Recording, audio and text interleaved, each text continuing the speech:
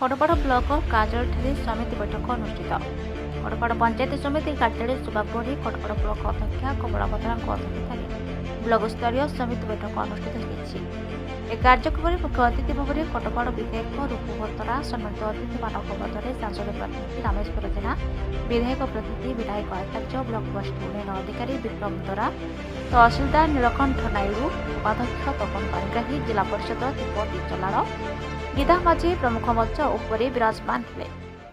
तत्सहित समस्त विभाग यथा जोगाण विभाग, वन विभाग, स्वास्थ्य विभाग, विद्युत विभाग, कृषि विभाग, शिशु विभाग और शिक्षा विभाग अधिकारी दास समस्त पंचायत समिति सभ्य और समस्त सरपंच मान सहित भारत मीडिया एसोसिएशन संघर सांबादिक मान उपस्थित रहे। आज बैठक में केंद्र सरकार द्वारा 80 वर्षरू वार्धक्य भत्ता जहाँकि 3500 टंका प्राय 15 जन हिताधिकारी को विधायक रूपू बत्रा कर कमल प्रदान कर समस्त वर्धित मासिक भत्ता पाइबा हिताधिकारी माने प्रधानमंत्री नरेंद्र मोदी और मुख्यमंत्री मोहन चरण माझी को भूयसी प्रशंसा कर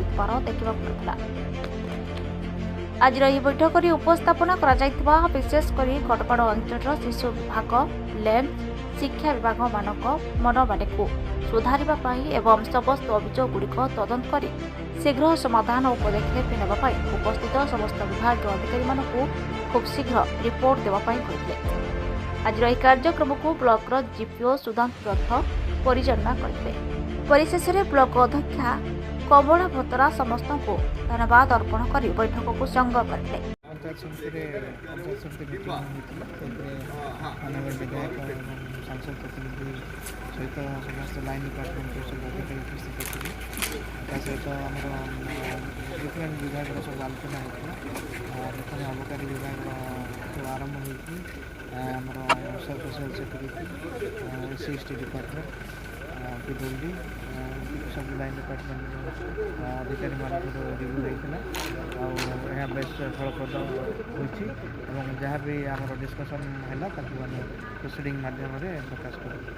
देखो आज खड़पाड़ ब्लॉक रे जोटा कि द्वितीय तृतीय स्तर तृतीय दिन माने आज खड़पाड़ ब्लॉक समिति बैठक अनुष्ठित होता। यही बैठक रे यही ब्लॉक रो समस्त सरपंच समिति जेडपी 1 जेडपी 2 तो सहित ब्लॉक रो समस्त लाइन डिपार्टमेंट्स ऑफिसर्स समस्त विभाग रो आसी उपस्थित थी। एठी सरकार योजना को डिपार्टमेंट रे को विभाग रे किपरि होछि लोक पाखरे पहुँची पारुछि कि ना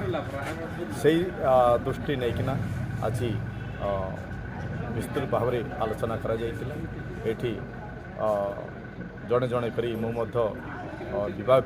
को समस्त विभाग आसीथिबा अधिकारी को मुझे पचारि बुझी एवं तार समीक्षा मध्य आगामी दिन में करने मुझे कही रखी निश्चित भाव में ये बैठकटा कामप्रद हम बोल मुझे आशा करेतु मु आज मत आमंत्रित कर बैठक समिति बैठक सरकार जो कथा रखी सी कथा देती आज कथा रखी जो 80 वर्ष जो ऊर्धरे अच्छा बुढ़ा बुढ़ी माँ बापा माने एवं विनक्षम दृष्टिकोण देखा जाए तो 80% जो ऊपर एवं अच्छा लगी 3500 टंका जो प्रतिश्रुति देता आज मु विशेष कर धन्यवाद देवी ये मोहन चरण माझी सरकार एवं यशस्वी प्रधानमंत्री आमर गरीब लोकंकर माँ बापांकर जो दूरदृष्टि रखिक आज ये पदक्षेप नहीं आज ये खड़पाड़ ब्लॉक रे मध्य आपण माने निजे स्वयं देखिबे आमर